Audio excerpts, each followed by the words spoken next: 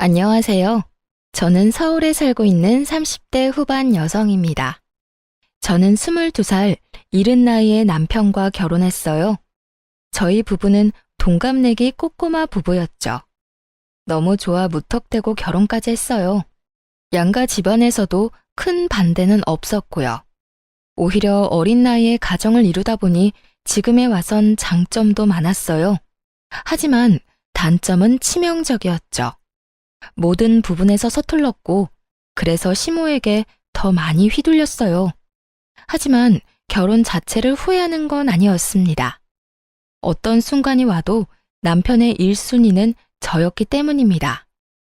언제나 믿음을 주는 든든한 남편이 있었기에 오늘의 단단한 제가 존재한다고 생각해요. 그럼에도 불구하고 결혼은 현실이라고 그 모든 순간이 마냥 좋기만 했던 건 아니었습니다. 시모는 좀처럼 친해지기 어려운 분이었어요. 엄마와 딸처럼은 못 지내더라도 시모랑 한 가족이 됐으니 최대한 잘 지내고 싶었어요. 그래서 저는 살가운 성격이 아닌데도 시모와 친하게 지내고 싶어서 갖은 노력을 많이 했어요. 시모는 예쁘게 봐줄 법도 한데 그런 제 노력에도 매사에 냉정하고 퉁명스럽기 그지없더라고요. 그렇다고 시모를 원망하거나 미워하지는 않았어요.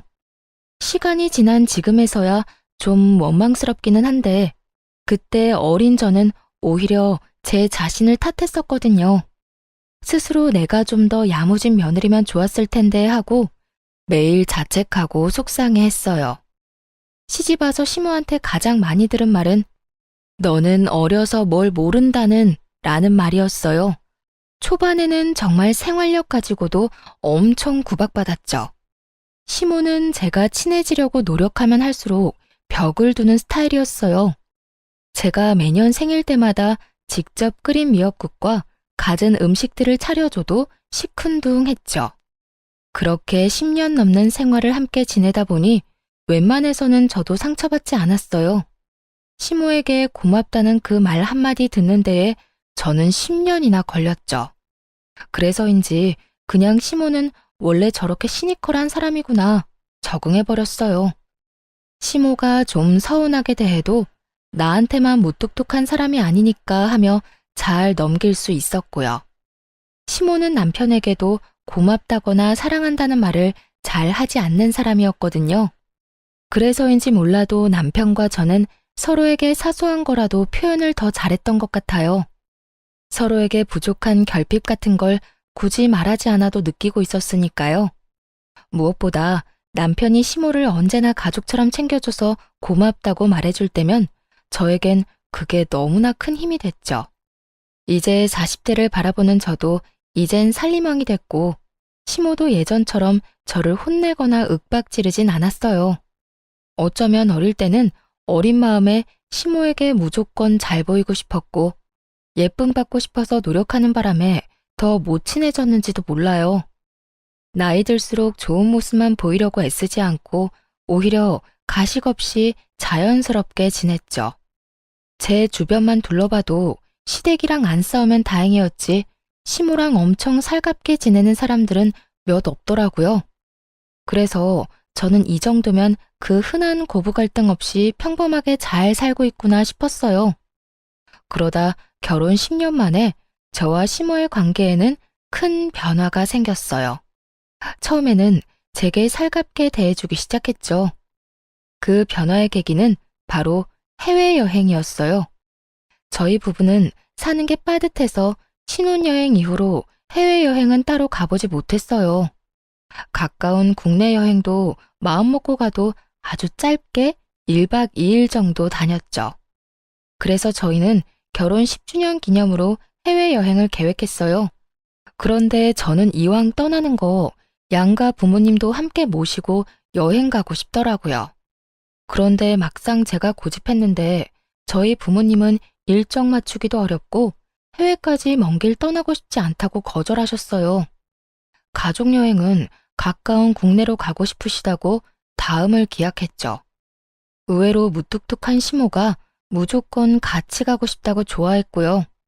남편은 오히려 말렸어요. 불편한 자리를 굳이 만들고 싶지 않다고 말이죠. 하지만 한 번쯤은 남편과 저를 위해서라도 더 늦기 전에 부모님과 좋은 추억을 남기고 싶었어요.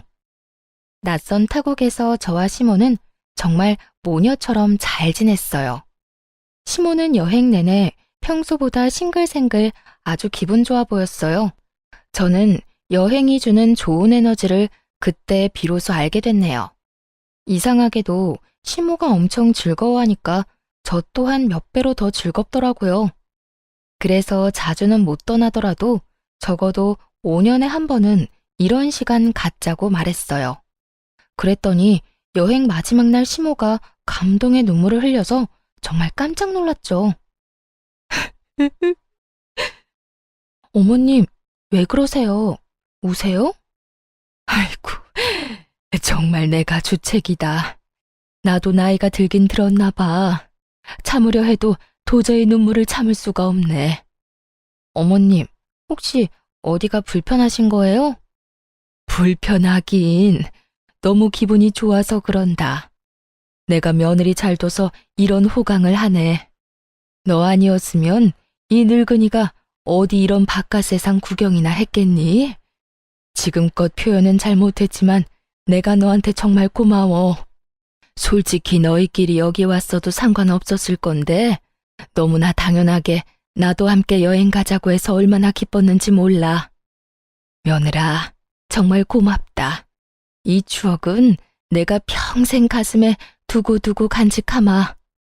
시모는 저희 부부랑 떠났던 해외여행이 엄청 인상적이었는지 여기저기에다 제 자랑을 하고 다니는 듯 했어요. 게다가 며느리와 아들과 함께한 동남아 여행이라며 톡 프로필 사진을 저와 찍은 사진으로 도배하셨더라고요. 그리고 저희 어머님 성격상 절대 마음에 없는 소리 할 뿐 아닌데 주변 사람들에게 엄청 제 칭찬을 하고 다닌다는 소식도 들었죠. 그리고 저 역시 저를 보는 시모의 눈빛이 엄청나게 달라졌다는 걸 피부로 많이 느꼈어요. 말투도 너무 사근사근했고 저를 바라보는 눈빛에는 언제나 애정이 뚝뚝 흘렀죠. 하지만 10년 만에 제게 표현했던 시모의 관심과 애정은 얼마 안 가서 차게 식어버렸어요. 얼마나 짧았으면 저는 꿈이라도 꾼 줄 알았다니까요. 집안에 새로운 식구가 들어오고 저는 순식간에 찬밥 신세가 되어버렸죠. 그냥 찬밥이 아니라 차별이라는 단어가 떠오를 정도였다니까요. 그 새로운 식구는 바로 동서였습니다. 시동생은 남편과 나이 터울이 조금 많이 났어요. 그래서 저희가 결혼하고 10년 만에 시동생이 결혼을 했죠. 저는 저처럼 어린 나이에 시집온 동서를 보고 잘 지내고 싶었어요. 처음 시집 왔을 때 저도 동서처럼 저렇게 맑았고 어렸겠지 하고 생각하니까 막 더 챙겨주고 싶고 마음이 많이 쓰이더라고요. 남편과 제가 시동생을 키우다시피 해서 저 또한 시동생이 남동생 같은 느낌이 있었는데 동서 역시나 어려서 제 여동생 같은 느낌이 들었어요. 그리고 어려서부터 도련님은 제 험난한 결혼 생활을 봐왔기에 문득 동서가 시모랑 잘 지낼지 걱정이 좀 됐나 봐요. 그래서 저에게 동서 잘 부탁한다고 엄청 신경 쓰더라고요. 형수님, 이 사람 잘 좀 부탁할게요. 아직 기본적인 살림도 잘할 줄 몰라요. 근데 우리 엄마가 워낙 무섭잖아요. 많이 혼나지 않게 착한 우리 형수님이 잘 가르쳐 주세요. 당연하죠. 어느새 다 커서 꼬마 신랑이 됐네요. 걱정 마요. 내가 가르쳐 줄 수 있는 건 다 가르쳐 줄게요. 동서, 나도 드디어 동서가 생겨서 너무 기뻐요. 우리 앞으로 같이 잘 지내봐요. 그런데 우리 어머님 그렇게 안 무서워요. 가끔 츤데레 같은 면은 있으신데 마음이 엄청 따뜻한 분이거든요. 네? 아, 그렇구나. 근데 어머님 전혀 안 무섭던데? 저한테는 엄청 잘해주셨어요. 되게 예뻐해 주시던데. 어머, 그럼 너무너무 다행이네요. 그래도 혹시 힘든 일 있으면 나한테 꼭 말해요. 말 편하게 해도 되죠? 내가 동서 도울 수 있는 건 언제나 도와줄게. 네, 편하게 하세요. 말씀 감사해요. 동서는 분명 계속 웃고 있었지만 어쩐지 조금 새침해 보였어요. 저는 아직은 낯을 가려서 그런 거라 생각했죠. 솔직히 제가 시모를 아무리 좋아한다 해도 제가 20대 때 겪은 시모는 많이 무서웠기 때문에 당연히 어린 동서가 무척 걱정되긴 했어요. 그런데 동서가 곧바로 제게 시모에게 엄청 예쁨 받는다고 말하니 저는 질투는커녕 너무 다행이라 생각했죠. 비유를 하자면 시모가 약간 이빨 빠진 호랑이처럼 변했구나 싶었어요. 그런데 시동생과 동서랑 대화를 한참 나누고 있는데 시모가 급한 일이라도 있는 듯 제게 달려와서 뜬금없이 날카로운 송곳니를 드러내더라고요. 예, 깜짝이야. 어머님, 무슨 일 있으세요? 너 혹시라도 우리 새아가한테 시집살이 하려거든 당장 꿈 깨라. 네? 어머님, 갑자기 그게 무슨 말씀이세요? 제가요? 내 말은 너 혹시라도 10년 먼저 결혼했다고 우리 집 귀하디 귀한 새 가족한테 이상한 유세 떨지 말란 말이야. 알겠니? 요즘 말로 그 뭐니? 꼰대라는 말이 있지 않니? 혹여나 못 연장자라고 알려준답시고 괜히 나서지 말고 우리 새아기 앞으로 너는 이 시엄마만 믿어라. 알겠지? 농담이라 하기에 시모의 말은 너무 따끔했고 그 표정은 저를 잡아먹을 듯 으르렁거렸어요. 저는 그 상황이 당황스러우면서도 동서 앞이니 민망하더라고요. 시모에게 며느리라 하면 당연히 저도 포함 아닌가요? 그런데 시모는 저는 마치 며느리가 아닌 것처럼 동서에게만 우리 귀한 며느리라 칭하면서 뜬금없이 제게 경고장을 날렸어요. 누가 보면 제가 동서한테 시집살이라도 하는 줄 알겠더군요. 엄마, 뭐 잘못 드셨어요? 갑자기 흥분해서 왜 그래? 우리 형수님이 그럴 사람이야? 너는 이 녀석아, 네 형수 편 들기 전에 새애기나 잘 챙겨. 다행히 그 상황이 저만 당황스러운 건 아니었나 봐요. 시동생 역시 황당하다는 듯 흥분한 시모를 뜯어말렸죠. 하지만 시모는 아랑곳하지 않고 침을 튀겨가며 제게 말했어요. 어린 동서가 혹시라도 마음고생하지 않게끔 눈치 주지 말고 잘 챙기라고요. 제게 신신당부하는 시모를 보는데 썩 기분이 좋지는 않았어요. 맹세코 동서를 미워하거나 그럴 마음 전혀 없었는데 괜히 시모가 동서 앞에서 이상한 소리 하니까 마음이 확 상했죠. 그런데 동서의 말에 저는 한 번 더 충격을 받았어요. 어머님 짱! 제 편 들어주셔서 감사해요. 저 너무 든든한 거 있죠? 아유, 예뻐라. 어쩜 저렇게 애교가 흘러넘칠까? 색이 너 보면 안 좋았던 기분도 다 좋아져. 분명 그 상황에서 동서가 할 적절한 말이 아니잖아요. 그냥 어려서 그런 거겠지 넘어가기엔 동서의 반응이 너무 이상하고 찝찝했어요. 게다가 동서는 그 상황을 즐기고 있는 듯한 얼굴이었죠. 하지만 갓 결혼한 서방님이 엄마에 이어서 너까지 눈치 없이 굴지 말라며 새색시인 동서를 혼내는 바람에 저도 따로 말은 덧붙이지 않았네요. 대신 어머님께는 참지 않고 말했어요. 아, 그러니까 어머님 말씀은 어머님이 저한테 그러셨던 것처럼 하지 말라는 거죠? 뭐? 걱정 마세요. 저는 워낙 누구한테 미운 말은 못하는 성격이라서요. 시모는 제 말 듣고 입을 꾹 다물더라고요. 얼굴 보니까 본인이 어떻게 행동했었는지 머릿속으로 막 떠올리는 듯 했어요. 동서는 둘째치고 갑자기 제가 시모한테 왜 미운 털이 박힌 건지 집에 가서 나름대로 그 상황을 분석해 보려 했어요. 분명 여행 후에 사이가 좋아졌다고 생각했는데 갑자기 저에게 적대적인 시모를 보면서 제가 모르는 어떤 이유가 있을지 모르겠다 싶었죠. 저도 모르게 무슨 실수를 한 건 아닐까 생각했는데 아무리 생각해도 이유를 찾을 수 없었어요. 그래서 한동안 시댁에 발길 딱 끊었어요. 그게 제가 유일하게 할 수 있는 표현이었죠. 10년 동안 시모에게 아무리 혼나도 시댁에 안 가겠다는 말은 해본 적 없는 저였거든요. 남편에게 시댁에 혼자 다녀오라고 하니까 아니나 다를까 저희 남편 엄청 놀라더군요. 당신 혹시 엄마랑 무슨 일 있어? 그게 아니야. 별일 없었어. 나 좀 피곤해서. 오늘은 그냥 당신 혼자 어머님 댁 다녀올래?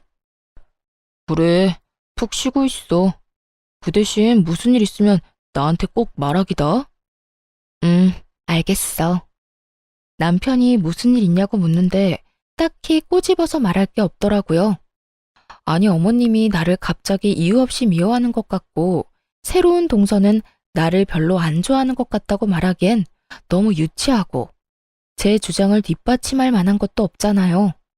그래서 답답하지만 아무런 말도 못하고 그냥 넘어갔어요. 저희 남편은 눈치가 빨라서 혹시 나중에라도 무슨 일이 있으면 마음에 담아두지 말고 꼭 얘기하라고 신신당부했죠. 저는 정말 그게 제 자격지심이거나 오해라면 시간이 해결해주겠지 생각했어요. 조금 시간이 지나고 저는 제 마음이 괜찮아졌을 때 시댁에 갔어요. 시모와 동서는 제게 나쁜 의도가 없었는데 제가 그날 좀 많이 예민했던 걸 수도 있는 거니까요. 하지만 그동안 제가 혼자 생각한 게 저의 확대 해석이 아니라는 걸 시댁 가서 확실히 알았네요. 시모와 동서는 이제 대놓고 저를 배제하더군요. 둘은 저를 두고 눈길 한번 말 한마디 안 걸었어요. 그러고 둘이서 주말에 같이 쇼핑 가자, 데이트하자는 둥 둘만 아는 이야기만 계속했죠. 애초에 낄 생각도 없었지만 너무 티나게 저를 무시하는 덕분에 저는 그 자리에 없는 투명 인간이라도 된 듯 했습니다. 어머님, 이번 주에 또 백화점 갈까요? 엄청 맛있는 디저트 집이 새로 오픈했대요. 그래? 네가 가고 싶으면 내가 같이 가야지. 역시 어머님 최고. 그럼 저번에 먹었던 솥밥 먼저 먹고 그 다음에는 후식으로 디저트 먹으러 갈까요? 아무렴. 우리 아가 너 하고 싶은 대로 다 해라. 난 네가 좋으면 다 좋아. 요즘 너 때문에 내가 웃는다. 내 친구들이 다 부러워해. 며느리랑 친한 친구처럼 잘 지낸다고 말이야. 진짜요? 저도 친구들이 다 부러워하는걸요? 어머님 같은 시어머니 세상 어디에도 없대요. 아이고, 참 말도 예쁘게 하지. 오랜만에 얼굴 본 저에게는 너 왔냐고 대충 말하더니 동서에게만 대놓고 친근함을 표시했어요. 저는 그냥 생각에 잠겨서 묵묵히 설거지만 했습니다. 설거지만 하고 금방 나가야지 생각했어요. 사실 설거지도 내팽개치고 집에 갔으면 됐는데 세월과 습관이 참 무섭더라고요. 저도 모르게 습관처럼 아무 생각 없이 고무장갑을 꼈거든요. 내가 딸이 없어서 그동안 외로웠어. 아들 둘만 있으니까 얼마나 삭막했는지 몰라. 이제 수연이가 내 딸 되어주는 거다. 저를 옆에 두고 대놓고 동서에게만 딸 어쩌고 하는데 솔직히 저도 사람인지라 너무 서럽더라고요. 제가 동서 나이 때 시모랑 친하게 지내려고 노력하면 땡 하고 찬바람 불었던 시모였으니까요. 그리고 얼마 전까지는 저한테 딸 어쩌고 했던 시모라서 그 심경의 변화가 궁금했어요. 그래서 저는 설거지를 급하게 끝내고 어머님 옆에 일부러 앉았어요. 이후로 시댁에 다시 안 온다고 해도 쌓인 서러움은 다 토해내고 싶었죠. 어머님, 저 조금 서운하라고 해요. 저는요? 저도 좀 껴주세요. 정말 10년 동안 저는 아무런 힘이 안 됐어요. 저번에 여행 다녀와서는 저보고 딸 같은 며느리라고 하셨었잖아요. 시모에게 대놓고 서운한 마음을 내비쳤는데 시모가 말로 제 가슴에 비수를 꽂더라고요. 어머, 너는 갑자기 징그럽게 왜 붓고 그러냐? 나이 어린 동서 앞에서 창피함도 모르고. 에이그, 저리 좀 가라. 왜 옆에 앉아서는? 그리고 그건 여행 가서 잠시 기분 좋아서 그랬던 거지. 시모는 기겁하며 저를 온몸으로 피했어요. 여행 보내줘서 고맙다고 평생 가슴에 간직하겠다며 울었던 사람은 도대체 어디 갔는지 모르겠더라고요. 저는 이제 더 이상의 노력은 하지 않아야겠다 생각했어요. 잘 지내보려는 내 노력들 다 부질없는 거였구나 싶었고요. 항상 나만 진심이었구나. 아주 머리를 세게 맞은 듯 얼얼한데 그때 구박받는 저를 보고 동서가 푹 하고 웃음이 터지는 게 아니겠어요? 그 순간 동서가 어찌나 얄미웠는지 몰라요. 열받아서 한마디 하려는데 급하게 동서 데리고 자리를 뜨는 시모 때문에 뭐라 말도 못했어요. 그래서 저는 되도록 이런저런 핑계를 대며 만날 기회를 피했어요. 신경 끄고 안 보는 게 최선이라고 생각했거든요. 그냥 저희 남편 한 사람만 바라보면서 둘이 오붓하게 잘 살기로 마음먹었어요. 그런데 시모는 그런 제 마음을 아는지 모르는지 어쩌다 한 번씩 만나는데도 그때마다 제 마음에 어떻게든 생채기를 내려고 작정한 사람 같았어요. 굳이 저와 동서를 비교하면서 저를 깎아내리려 했거든요. 시모가 좀 냉정하고 까칠했어도 그렇게까지 모질게 구는 사람은 아니었는데 나이 들어서 노망이라도 든 건지 도대체 왜 저러나 싶었죠. 시부 제사를 지내러 간 날 저는 분통을 터뜨리고야 말았어요. 실은 저 말고 남편이 먼저 시모의 차별에 터졌네요. 아버님 제사라서 저희 부부 나름 최대한 일찍 온 거였는데 시모는 동서랑 거의 다 했다며 투덜거렸어요. 남편은 10년 동안 제가 다 했는데 고작 오늘 한 번으로 너무 그러지 말라고 시모에게 말했죠. 그래서 좀 잠잠해지나 했더니 아니나 다를까 시모는 가만히 있지 않았어요. 우리 장남이 어린 나이에 공무원 합격한 건 정말 잘된 일이야. 하지만 아무것도 모르는 어린 나이에 조건도 안 보고 아무나 하고 일찍 결혼하는 바람에 우리 집이 좀 기우는 느낌이 들었었지. 그런데 이제 새액이라도 우리 집 균형을 맞춰줘서 다행이야. 역시 집안에 며느리가 잘 들어와야 하는 법이야. 나는 우리 새아가 덕에 요즘 살맛이 난다. 결혼할 때도 누구는 텅텅 빈손으로 아무것도 안 해왔지만 우리 아가는 명품 가방부터 시작해서 바리바리 싸들고 왔었지. 시모는 모두가 있는 자리에서 이런 말을 얼굴색 하나 바뀌지 않고 했어요. 시동생이 없었던 터라 동서도 대놓고 그러는 시모에게 좀 놀랐는지 저와 제 남편 눈치를 봤어요. 남편은 처음 보는 시모의 날것인 모습에 꽤나 당황한 듯 했죠. 하지만 제가 아무런 반응을 안 하니까 남편은 금방 이 상황이 처음이 아니란 걸 눈치챈 듯 했어요. 엄마, 지금 이 사람도 있는데 무슨 말씀을 그렇게 하세요? 그건 엄마 아들인 나도 모욕 주는 말이에요. 내가 뭘? 넌 어디 밥상머리에서 엄마한테 큰 소리냐? 아니 어디 내가 틀린 말 했냐? 그렇잖아. 네가 훨씬 아깝잖아. 다 쓰러져가는 식당이나 하는 옆에네 여식 말고 우리 새애기처럼 든든한 부모 밑에서 넉넉하게 자란 애 만났으면 너도 팔자 진작 폈겠지. 엄마, 그때 당시 나는 뭐 볼 거 있었다고 그렇게 말씀하세요. 나 우리 집 어린 가장에 뭐 볼 거 있었다고요. 이 사람은 평범하기라도 했지만 나는 평범한 수준도 아니었어요. 보잘것없는 집안의 가장에 불과했었다고요. 넌 이 녀석아 나란 일하는 공무원이잖아. 어딜 감히 너랑 쟤를 비교해? 제발요. 그놈의 공무원 타령 좀 그만하실 수 없으세요? 남편은 아내인 제 편을 드는 것도 있었지만요. 본인 스스로가 시모에게 제일 듣기 힘들어하는 말이 바로 공무원인 내 아들이 최고다 라는 말이었어요. 남편에게는 그럴 만한 사정이 있었거든요. 뭐? 근데 이놈이 오늘따라 왜 이렇게 날카로워? 공무원 합격하기가 어디 쉽냐? 두고 봐. 난 내 무덤까지 가서 그 얘기할 거다. 그렇게 자랑스러운 일을 왜 입막음하니? 너 설마 결혼한 지 이렇게 오래됐는데 아직 네 부인한테 잡혀 사는 거야? 예, 네가 말해봐라. 네가 네 서방 잡는 거야? 왜 내가 내 아들 칭찬도 마음대로 못하니? 어머님, 저한테 묻지 마세요. 어머님 아들이니까 아들 마음 저보다 잘 아실 거잖아요. 근데 이게? 엄마, 진짜 왜 이러세요? 내가 만약 이 사람한테 잡혀 살았으면 그때 엄마 모시고 다 같이 해외여행이나 갔다 왔겠어요? 그때 여행도 다 이 사람이 저랑 엄마 생각해서 준비했는데 왜 그런 맘들은 모른 척 하시고 이 사람한테 계속 모진 말만 내뱉으세요? 도대체 왜 그러시냐고요? 어머머, 정말 여행 한번 갔다 온 거 가지고 엄청 우려먹는구나. 넌 신랑 앞세워서 이사달 만드니까 좋아? 그깟 해외여행 딱 한 번 가지고 말이야.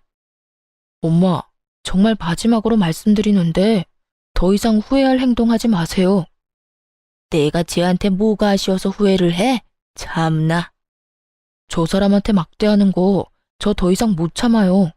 아무리 엄마라 해도요. 대화가 안 통하는 시모의 남편은 감정을 주체하지 못해서 먼저 가보겠다며 뛰쳐나갔어요. 사실 남편이 제 팔목 잡고 나가려는데 제가 침착하게 할 말이 있다고 남편 먼저 보내고 남았어요. 저도 저지만 이제 남편의 상황을 말해줄 때가 됐다고 생각했거든요. 원래는 남편과 제사 다 끝나고 시모에게 함께 비밀을 밝히기로 했었는데 흥분한 남편은 침착하게 말 못할 것 같아서 제가 혼자 남았어요. 저는 이제는 진실을 알려주고 저와 남편을 지키기로 마음먹었어요. 남편과 저만 아는 비밀이 있었거든요. 제가 그동안 쌓인 말 다 내뱉고 드디어 비밀을 밝히려는데 뒷목 잡고 있는 시모 대신에 동서가 또 눈치 없이 끼어들었죠. 생각해보면 그날 만약 자리에 서방님이라도 있었으면 동서는 그렇게까지 싸가지 없게 끼어들진 못했을 것 같아요. 시동생은 그날 출장 다녀와서 밤늦게 오기로 했었거든요. 형님, 미치셨나봐요, 드디어. 어머님 괜찮으세요? 이제 제가 있으니까 걱정 마세요. 제가 보기엔 어머님 잘못 하나도 없는걸요? 아니, 형님, 이렇게 중간에서 모자 사이를 이간질하면 어떡해요? 아주버님은 10년이나 같이 살았는데 형님 본 모습을 아직도 모르시나 봐요.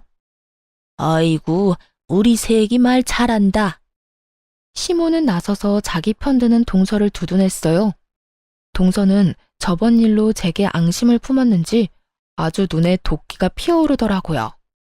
저는 그래서 이번에야말로 동서에게도 따끔하게 제대로 경고해둬야겠다 싶었어요. 그때는 제가 너무 순한 맛으로 굴었으니까요. 동서야말로 뭐 하는 거야, 지금? 네? 제가 뭘요? 내가 이간질을 언제 뭘 어떻게 했는데? 내가 납득할 수 있게 내가 이간질한 거 당장 다 말해봐. 그렇잖아요. 어머님이 저 예뻐하니까 질투하고 괜히 남편 앞세워서 어머님 곤란하게 만든 거 아니에요? 말 함부로 하지 마, 동서. 내가 질투했다고? 난 어머님이 나한테 독박으로 일 시키고 구박해도 동서 탓한 적 없어. 오히려 매번 이런 식으로 중간에서 이간질하는 건 동서 쪽 아니야? 아무것도 모르는 척 해맑은 척 하지만 누구보다 다투는 상황 즐기고 있는 것 같아. 매번 묘하게 웃고 있잖아. 아까도 말야. 어머님이 나 무안 주실 때 입꼬리 올라가더라. 동서는 지금 그런 상황들이 웃겨? 소름 끼치니까 제발 그 표정이라도 숨겨주라. 만약 나였더라면 적어도 내가 끼어있는 입장이었다면 말이야. 화해를 도모하려고 노력은 못하더라도 이렇게 이간질은 안 했을 거야. 형님, 제가 언제 웃었다고 그래요? 제가 시원하게 일침 날리자 동서는 전곡을 찔린 것처럼 어버버거리더군요. 그도 그럴 것이 제가 맞는 말만 하니까 꽤나 당황했나 봐요. 동서는 자기가 언제 웃었냐며 목소리가 쥐구멍 들어갈 만큼 작아지더라고요. 그래서 저는 활용점정으로 그들에게 제대로 된 이간질을 한 걸 알려주기로 마음먹었어요. 설마 내가 저번에 동서 편 안 들어줬다고 이러는 건 아니지? 어머님, 동서가 그러더군요. 세상에 딸 같은 며느리는 없다고요. 며느리는 며느리래요. 그러니까 어머님도 동서 좀 쉬게 주말에 전화 좀 그만하세요. 오죽했으면 사이 좋지도 않은 저한테 힘들다고 하소연했겠어요? 그게... 어머님, 그런 거 아니에요. 아니, 형님, 그걸 지금 여기서 왜 말해요? 그게 정말이냐? 아니 언제는 네가 먼저 주말마다 보자며. 어머님, 그게 아니라요. 아니, 저도 제 시간이라는 게 있잖아요. 너무 자주 연락 주시니까. 기가 막혀서 그래서 겨우 네 형님한테 내 뒷담화 했냐? 저는 동서에게 더 이상 까불지 말라는 눈빛을 쏘아주고 시모에게도 인사도 없이 시댁을 나왔어요. 흥분한 나머지 결국 남편의 이야기는 꺼내지도 못하고 나와버렸죠. 남편이 말하지 못했던 속사정을 여러분께 지금부터 알려드릴게요. 남편은 늘 저와 친정 부모님께 받기만 했다며 미안해했어요. 그런데 시모는 대놓고 제게 모질게 구니까 죄스러워했죠. 남편이 저를 사랑하기도 하지만 그러는 데에는 커다란 이유가 있었어요. 저는 평범한 가정에서 자랐어요. 부모님께서는 오랫동안 한자리에서 식당하는 자영업자이셨죠. 남편과 저는 연애하다가 이른 나이에 사랑만 보고 결혼했어요. 준비 없이 한 결혼이라 저와 남편은 당시에 가진 게 정말 없었죠. 두 몸뚱이와 달마다 받는 각자의 월급이 재산의 전부였어요. 저희는 사회초년생들이었기에 정말 밑바닥부터 시작했죠. 심지어 남편은 시댁의 장남이자 가장이었으니까 더 힘들어했어요. 그럴 때마다 친정에서 크게는 못 도와줘도 항상 살림에 보태라고 가게 식재료 나눠주시고 했어요. 시모는 예단도 제대로 안 해온 집안이라고 저희 집을 비난했지만 남편은 저희 숨통 트이게 해준 게 저희 친정 부모님이라고 생각하고 있었죠. 사실 남편은 시댁 가족들 몰래 공무원을 그만두고 저희 친정 부모님이랑 같이 일하고 있는 상태였어요. 남편 성격에 자기는 친정에 도움받고 있는데 시모는 저를 이유 없이 구박만 하니까 아마 속이 아주 터졌을 거예요. 몇 해 전부터 공무원인 남편의 무기력증은 심해졌어요. 오랫동안 우울감을 토로해서 제가 먼저 일 그만두라 했죠. 공무원 그만두면 당장 뭐 먹고 사냐며 불안해하는 남편에게 저는 애가 없으니 둘이서 어떻게든 먹고 살지 않겠냐며 괜찮다 다독였어요. 남편이 공무원으로 일할 때 정신과도 여러 곳 다녀봤지만 계속 괴로워했었거든요. 그도 그럴 것이 남편의 직장에 계속해서 마찰하는 상사가 있는 듯 했어요. 남편은 선택권 없이 고등학교 졸업하자마자 대학 대신 공무원 시험을 택했어요. 갑자기 시부가 돌아가시고 어린 동생과 엄마를 책임져야 했으니까요. 늘 어깨가 무거웠던 남편은 어린 나이에 공무원 시험 합격해서 지금까지 군말 없이 일했어요. 그래서 얼마나 스트레스가 많았을지 저로서는 가늠도 안 갔죠. 그런 남편의 사정을 알았기에 저는 혹여나 남편을 잃을 수도 있겠다 겁도 났던 것 같아요. 그래서 자신 있게 공무원 그만두라고 했어요. 결혼하고 남편 호봉 충분히 올랐을 때 저는 회사를 그만둬서 전업주부였지만 10주년 가족 여행도 남편을 위해 비용을 제가 다 낸 거였어요. 주부인 제가 그 큰 돈이 어디서 났는지 궁금하시죠? 바로 부모님 김치 공장에서 일을 하면서 벌었어요. 친정 부모님은 남편만 괜찮으면 같이 일하자고 제안하셨죠. 저희 부부는 친정 부모님 덕에 위기를 기회로 바꿀 수 있었습니다. 부모님 평범하게 식당 한다고 했는데 갑자기 웬 김치 공장인지 궁금하시죠? 사실 부모님 식당 단골 손님 중에 엄마 김치 맛에 빠진 사람이 있었거든요. 정말 수년 동안 엄마께 제발 식당 접고 김치 사업 좀 같이 하자고 설득했대요. 엄마는 처음에는 사기꾼인 줄 알아서 듣는 둥 마는 둥 하셨어요. 자기 김치보다 맛있는 집이 널렸는데 어디서 사기치려고 매번 저러는지 모르겠다고 경계하신 거죠. 그러다 코로나 시기를 겪으면서 식당은 좀처럼 회복되지 않았어요. 발길이 끊긴 단골들이 많았는데 변함없이 찾아오는 단골 중 한 명이 그 투자자였어요. 결국 부모님은 그 사람을 믿어보기로 하셨고 김치 사업 열어서 1년 만에 대박이 난 거죠. 시모는 장남이 공무원이라는 사실에 무척 심취해 있는 사람이었고 만에 하나라도 그만두면 큰일 날 것처럼 굴었어요. 그래서 저희는 좀 자리 잡을 때까지 남편 퇴직한 거 비밀로 하기로 했어요. 시모 모르게 친정 부모님이랑 같이 일한 지 벌써 1년이 다 되어 갔죠. 그래서 전보다 여유로워진 저희는 시모가 살고 있는 전셋집도 차차 사들이자고 했었어요. 그런데 시모가 하는 행동 보니 저는 단 한 푼도 주기 싫었고 아무것도 해주기 싫었죠. 남편 역시 제사 이후에 저와 같은 입장이었어요. 동서는 대학 졸업 후 평범한 취업 준비생이었는데 시동생을 만나 결혼부터 하게 된 케이스예요. 취준생이라 모아둔 돈은 없어도 동서의 집이 잘 사는 집이었는지 결혼 예단을 무척 잘해왔나 봐요. 시모가 갑자기 제게 그러는 이유를 남편이 추측했는데 아마 동서의 집안에 홀려 시모가 동서를 엄청 예뻐하고 저와 차별하는 듯 했죠. 그래서 저는 물론이고 남편 역시 시댁에 가기를 거부했어요. 시모의 차별에 저보다 더 분노하는 남편이었거든요. 엄마가 어떻게 그래? 그동안 당신이 어떻게 했는데? 미안해, 여보. 솔직히 여보, 나 가식적으로 괜찮다는 말은 못하겠어. 그런데 그렇다고 이게 당신이 미안해할 일은 절대 아니야. 어머님이 나한테 상처 줬는데 당신이 왜 미안해해?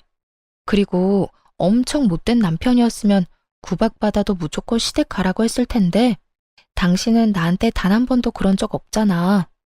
오, 당신 다시는 우리 엄마 집 안 가도 돼. 나 앞으로 엄마 얼굴 안 보고 살아도 된다고. 솔직히 나도 엄마 얼굴 보기 싫은데 당신은 오죽하겠어? 엄마가 당신한테 그러는 건 나한테 그러는 거랑 똑같아. 그랬더니 시모는 아들 통 얼굴 못 봐서 아쉬웠는지 제게 연락을 취하더군요.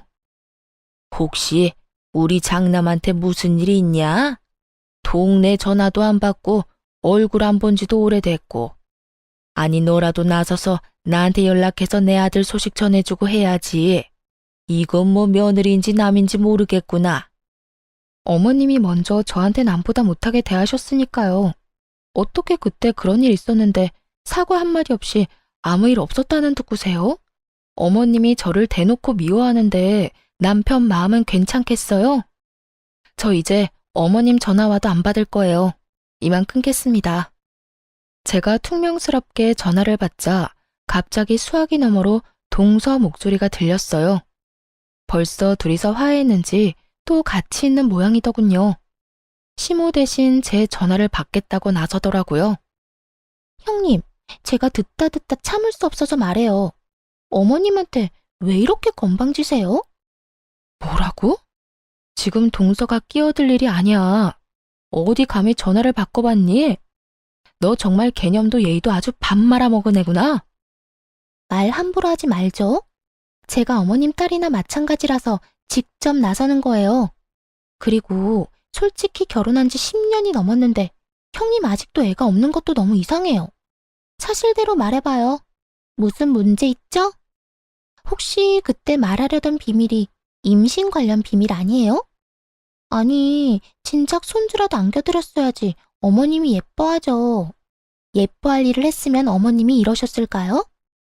너 단단히 미쳤구나. 그래, 맞다.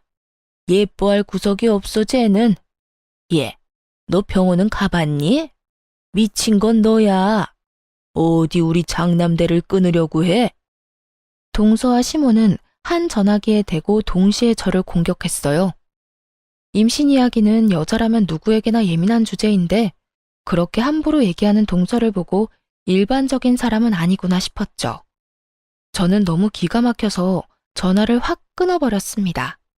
녹음 잘 되어 있길래 당연히 서방님한테 녹음본 보냈어요. 아무리 그래도 한참 윗사람인 제게 어머니 앞세워서 이러면 안 된다고요. 그래도 시동생은 정상이라서 제게 정말 미안하다고 사죄하더군요. 와이프 단돌이 잘하겠다면서요. 저는 그냥 더 이상 스트레스 받기도 싫어서 전화번호 바꾸고 거기까지만 하려고 했어요. 남편 공무원 그만뒀고 부모님 사업 잘 풀렸고 지금에서야 남편이 어디에 일하는지는 아예 말도 안 꺼내려고 했고요. 서러웠지만 그동안 애 못 낳는 며느리라 생각했던 시모아는 다신 안 보면 그만이라고 생각했죠. 그런데 시동생이 남편에게 말해서 남편도 알게 되었어요. 남편은 울분을 토하며 당장 시댁에 가자며 저를 데리고 갔어요. 동서와 시모에게 꼭 사과를 듣고야 말겠다고요. 그러면서 집에 있는 통장 다 챙기는 남편 보고 의아하긴 했어요. 하지만 저도 참았던 서러움이 다 터져버려서 우느라 통장 챙기는 남편에게 뭐 하냐고 물어보지도 못했어요. 시댁에 도착하니 시모는 역시나 반기지 않았고 남편이 미리 불렀는지 시동생과 동서가 와 있었어요. 시동생 부부는 이미 싸웠는지 둘 다 표정이 안 좋더라고요. 어머님, 저희 왔어요. 정말 마지막이라 생각하고 어머님이라 불러봤네요. 그런데 역시나 시모 인사도 안 받고 휙 고개를 돌리더라고요. 동서 역시 믿는 구석이 있으니 저나 남편에게 인사도 안 했고요. 모든 게 불편해 보이는 시동생만 저와 남편에게 아는 체를 했어요. 그래서 저는 이제는 당하고 싶지 않아서 세게 나갔어요. 동서는 이제 인사도 안 하기로 한 거야? 아직은 한 가족이잖아. 윗사람한테 똑바로 하자. 꼰대같이 왜 저래 진짜? 제가 왜요? 반가운 사람한테 인사하는 거라 배워서요. 부모님이 동서를 한참 잘못 가르치셨네. 뭐라고요? 너 왜 그래 진짜? 자기는 걱정 마. 어머님이 내 맘대로 하고 싶은 대로 해도 된다 했거든? 그리고 왜 자꾸 내 편 안 들고 저 여자 편만 들어? 너 누구 남편인데? 진짜 미쳤어? 시동생은 막 나가는 동서 앞에서 무척 당황해했고 시모는 아니나 다를까 그런 동서를 두둔했어요. 그래, 내가 세기한테 그래도 된다고 허락했다. 그 긴 세월 애도 안 낳았으면서 너는 도대체 뭘 믿고 어디서 유세냐? 네가 그동안 내 아들 나란 일할 때 한 게 뭐냐? 집에서 밥만 축내고 말이야. 우리 가문의 대를 이을 사람은 우리 새애기 뿐이야. 너는 가망이 없잖니?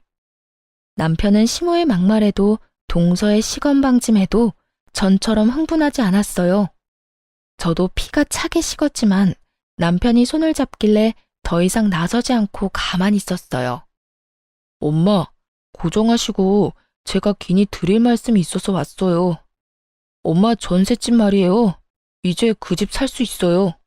남편은 갑자기 집에서 챙겨온 통장들을 내밀었고 시모는 통장에 찍힌 큰 액수를 보고 깜짝 놀랐어요. 뭐, 정말이냐? 아이고, 역시 엄마 생각하는 건 우리 장남밖에 없다. 그럼 드디어 전세 생활 청산하고 내 집이 생기는 거야?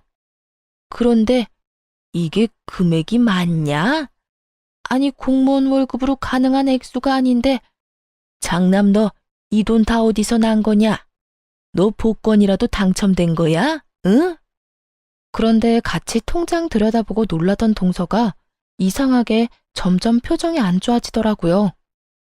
어머님, 그런데 저한테 이 집 자가라고 하지 않으셨어요? 저는 지금까지 그렇게 알고 있었는데, 저희 엄마 아빠도 그렇게 알고 계셔서 그동안 제 결혼에 돈 많이 쓴 거예요. 이 집 저한테 물려주신다고 하셨잖아요. 아니, 곧 된다는 거였지, 아가. 걱정 마라. 너도 이 통장 액수 좀 봐라. 곧 내 말대로 그렇게 되겠지? 그래도 아직은 아닌 거잖아요. 자기야, 진짜 여기 전셋집이야? 엄마, 그런 거짓말을 왜 하셨어요? 그리고 여기가 엄마 집이라 했어도 당신이 뭐 했다고 받아. 그랬으면 받았어도 고생한 형수님이 받는 게 맞지. 시모의 거짓말에 노란한 동서는 서방님과 투닥거렸어요. 그때 남편은 조용히 좀 하라며 하던 말을 이어나갔죠. 네, 저 복권 당첨됐어요. 다들 말을 잊지 못하고 눈이 땡그레졌어요. 저 또한 남편에게 무슨 말이냐며 툭툭 쳤죠. 그런데 남편의 이어지는 말에 저는 살짝 감동했어요. 다름 아니라 이 사람이 1등 복권이더라고요.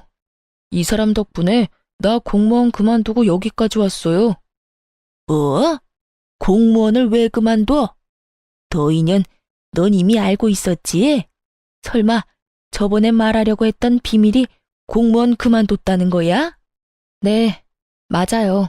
이 사람 공무원 일 제가 그만두라고 했어요. 그런데 이게 미쳤나? 시모가 제 뺨을 올려붙이려는 순간 남편이 온몸으로 막았어요. 그제서야 남편은 할 말 다 해서 미련 없다는 듯 시모에게 대들었죠. 제발 그만하세요, 제발. 이제 엄마 아들이 돈은 넉넉하게 있어도 엄마한테 절대 못 써요. 왜냐고요? 이 돈 전부 이 사람이랑 장모님 덕에 벌었거든요. 뭐야, 겨우 조그만 식당 하는 사돈이 너한테 어떻게 그 많은 돈을 벌게 해줘? 너 어디 말이 되는 소리를 해라. 가만 보니 내가 새애기만 예뻐하니까 너 네 부인도 예뻐해달라고 지금 거짓부렁으로 감싸는 거야? 으이그, 지금 당장 이혼해도 시원찮다. 어디 감히 공무원 앞길을 막아? 그놈의 공무원 일하다가 엄마 아들 정신병 걸려서 죽을 뻔했다고요. 그걸 구해준 게 이 사람이에요. 뭘 알고 말하세요. 이어서 남편이 김치 사업이 대박난 이야기를 하니 시모는 할 말을 잃고 입을 떡 벌리곤 한참을 멍하니 있었어요. 밑바닥 내리찍던 남편 멱살 끌고 올려서 여기까지 성공시켰다고 하니 시모가 한순간에 꿀먹은 벙어리가 된 거죠. 이제 다 아셨죠?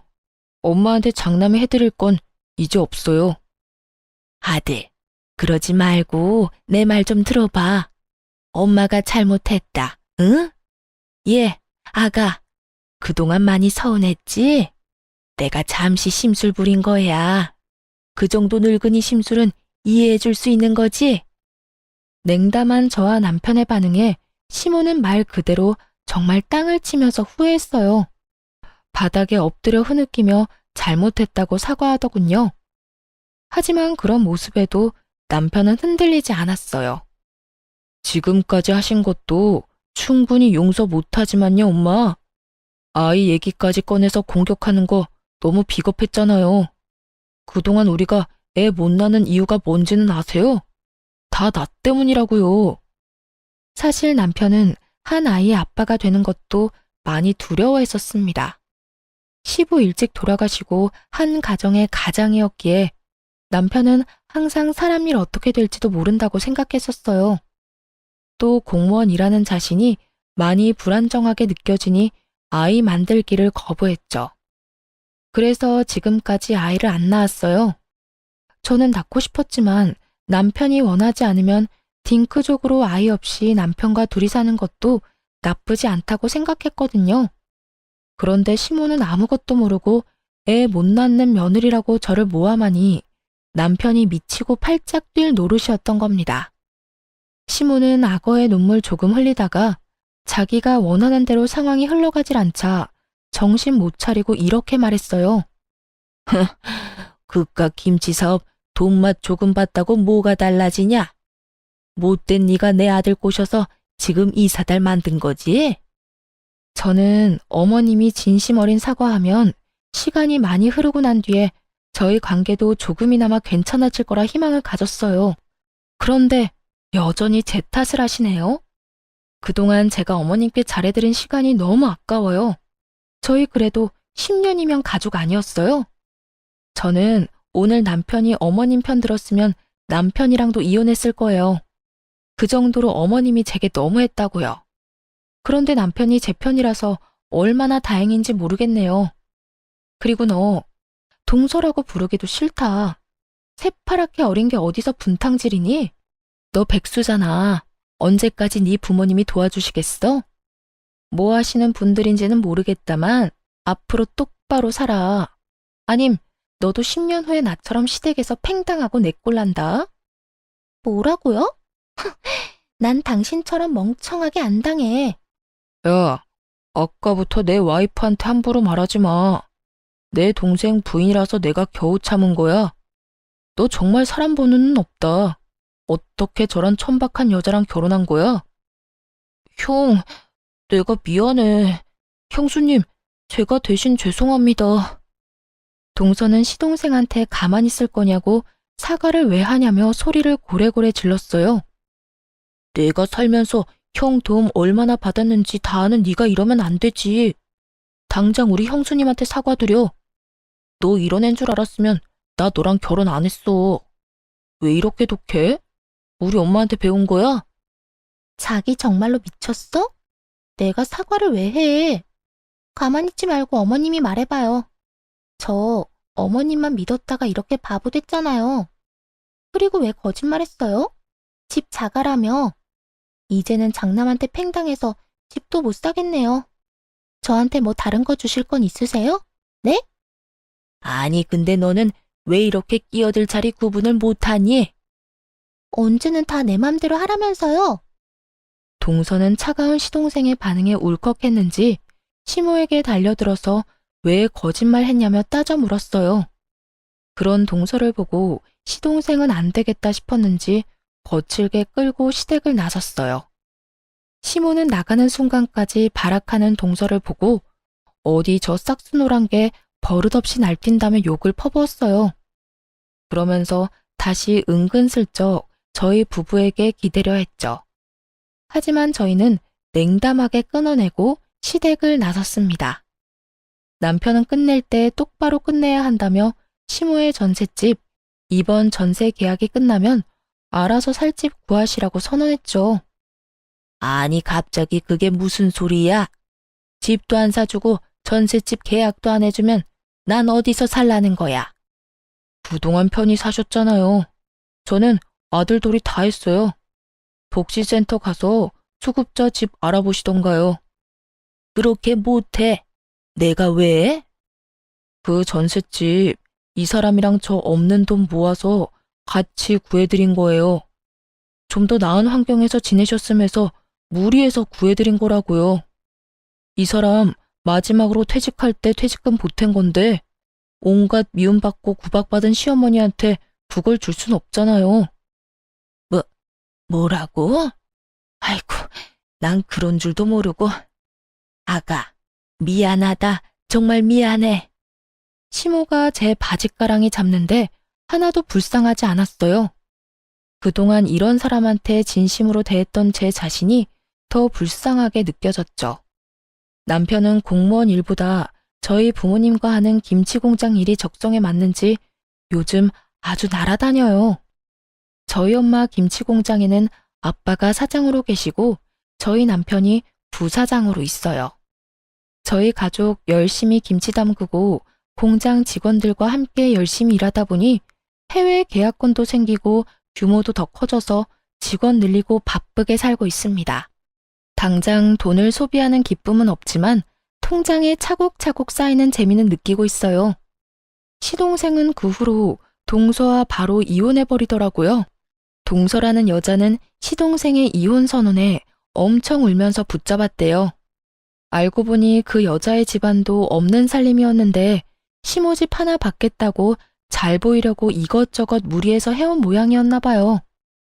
시동생에게 들어보니 결국 이혼했는데 나중에 시모에게 준 거 다 내놓으라고 그 여자애와 그 집안 사람들이 찾아와서 한바탕 뒤집어 놨다네요. 시모는 자기 아들 이혼남 만들었으면서 어디 나대냐고 여자의 머리채 잡았다고 합니다. 재산 쥐뿔도 없는 집안인 거 뒤늦게 알고 시모도 엄청 분노했다고 하네요. 결국 시모는 받았던 예단도 다 빼앗기고 전셋집도 없어져서 한순간에 빈털터리가 됐어요.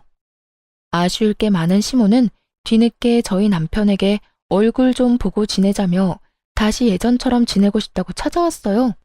저희 부부가 전화번호를 바꿨는데 시동생이 바뀐 번호도 안 가르쳐줬다면서요. 엄마, 2번 다시는 저 찾아오지 마세요. 제가 후회할 일 만들지 말라고 했잖아요. 몇 번이나 그만하라고 애원할 때는 안 들으시더니 저까지 이혼남 만들고 싶으면 이렇게 또 찾아오시고요. 오늘 이후로 엄마 얼굴 보이는 순간 저 공장이고 결혼 생활이고 다 포기하고 이 사람이랑 이혼 후에 엄마한테 갈 거니까 그렇게 하세요. 그럼 난 엄마 옆에서 아르바이트나 하면서 평생 살아야죠. 시모는 그 말에 엄청 충격받았는지 더 이상 남편에게 매달리기를 포기하고 시동생이랑 그저 조용히 살고 있습니다. 따지고 보면 제일 잘못 없는 시동생만 벌받고 있는 것 같네요. 착한 시동생은 이혼하고도 시모를 버리지 않고 모셨어요. 자기가 버리면 결국 형이 엄마를 모셔야 할 테니 자기가 모시겠다고요. 그리고 이렇게 말해줬어요. 형수, 형, 둘만 생각하고 행복하게 살아요. 엄마는 내가 알아서 할게요. 그동안 내가 두 사람한테 받은 게 있잖아요. 저와 남편은 요즘 웃음이 끊이질 않아요. 스트레스였던 것들이 다 사라져서 그런지 남편은 예전처럼 약을 먹지 않아도 잠을 잘 자요. 저는 남들보다 조금 늦은 나이지만 자연 임신까지 성공했답니다. 마음의 건강을 되찾은 남편은 더 이상 아이를 가지는 것에 대한 두려움도 없어요. 임신했다고 하니 기뻐하면서도 늦은 나이에 아이를 갖게 해서 제게 너무 미안하다고 울더군요. 요즘 부부의 문제가 아닌 걸로 고부 갈등으로 이혼하는 사람들도 많잖아요. 하지만 저는 아무리 고부 갈등이 심해도 남편이 중심을 잘 잡아준다면 그 결혼은 깨지지 않을 수 있다고 충고해주고 싶어요. 제가 직접 겪어봤으니까요. 저도 만약 저를 지탱해주는 남편이 없었다면 저희 아기를 만날 수 없었겠죠? 그럼 여러분, 제가 부디 건강히 출산할 수 있도록 축복해 주시길 바랍니다. 지금까지 제 긴 사연 함께 들어주셔서 감사합니다.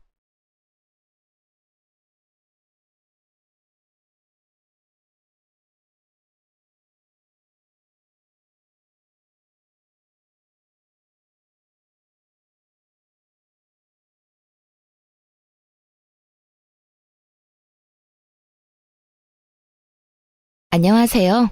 수도권에 살고 있는 30대 초반 여자입니다. 현재 간호사로 일하고 있어서 교대 근무